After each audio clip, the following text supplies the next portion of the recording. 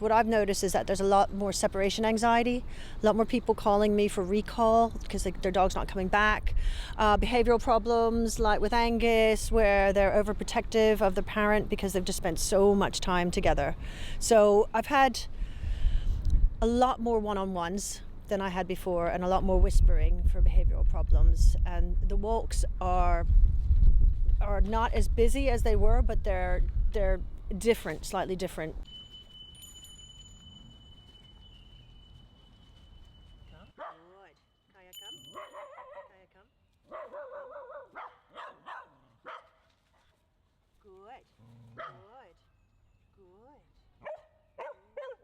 I used to have a lot more daycares, and I'm licensed for Brent in order to have them at the house. And it was getting a little bit crazy, but now what they're doing is they're just having walks, which in a way is better because they get to spend more time with their parents with still getting that pack mentality, where they get to run free and off lead with their friends. And what I've noticed with some of my packed walks that have stopped is that the behavioural issues start in the house, and so then they come back to me and they say, oh no, we need help with recall, he's not listening to us, or we need help with him biting or nipping one of our children.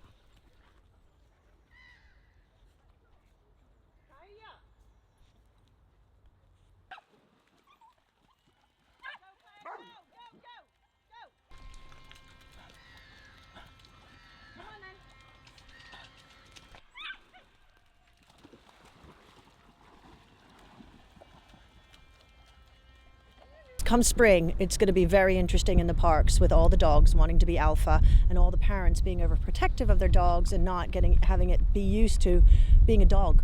And it's what's most important is that dogs are allowed to be dogs and not just, they're man's best friend, but they also need to run in a pack and learn how to breathe themselves, and then they can be better pets for their owners.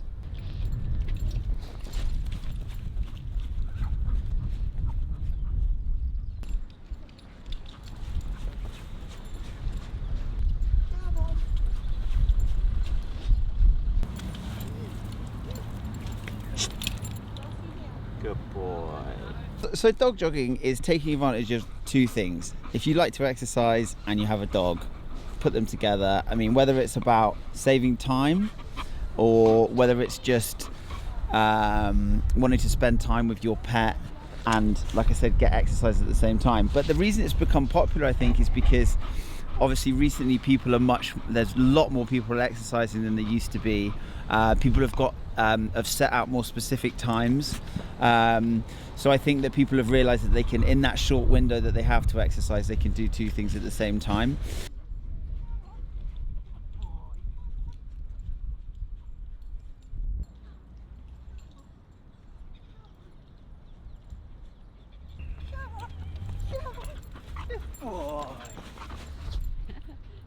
If I take him out for a long run, the owners can then take him out for a chilled walk, maybe with the kids. So it's sort of like, I suppose, if you've bought an athlete, you need to make sure that the athlete's getting the exercise that they need.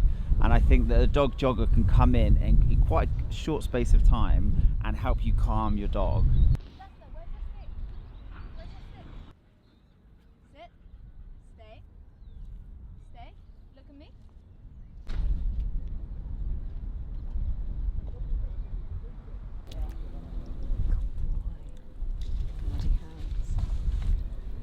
Every dog needs to be considered as an individual. So there are certainly some dogs who don't appreciate group walks and prefer to go for a nice little quiet walk by themselves. That's not to say that a dog walker can't do that as well. Some dog walkers will do solo walks, but it's really important to just think about your individual dog. If you've got a sociable dog who enjoys other dogs, then a group walk with a dog walker can be a great way of giving them that opportunity to interact with other dogs, especially at the moment whilst we're not allowed to necessarily meet up with as many friends out and about on walks, so they might not be getting that same stimulation.